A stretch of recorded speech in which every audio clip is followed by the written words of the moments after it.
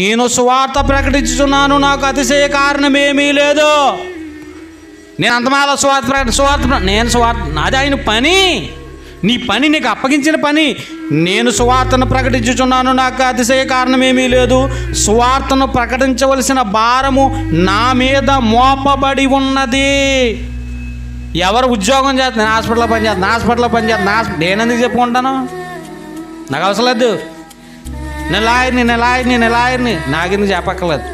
ఎందుకు? చదువుకున్నాను కాబట్టి నా పని చెయ్యాలా. ప్రభువు నమ్మాను కాబట్టి సువార్త పని మీరందరూ, మీ అందరి మీద ఉన్న బాధ్యత సువార్త ప్రకటన.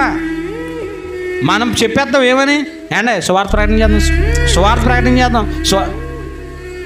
మాట్లాడితే సువార్త ప్రకటించాలి. అందరి నోటంటే సువార్త ప్రకటించాలి. అందరూ కూడా దేవునికి కోట్లాది వందలాది, అసలు వేల కోట్లు, లక్షల, మిలియన్లు, ట్రిలియన్లు, వందనాలు, స్తోత్రాలు అని సంఘంలో చెప్పేస్తాం తప్ప కాలు ఎదరకెట్టి ఎక్కడికన్నా వెళ్ళి 4 పాంప్లెట్లు పంచాలి, 2 అమ్మాలి, అదే 4 ఇల్లు వెళ్ళాలంటే అని వెళ్తున్నారండి.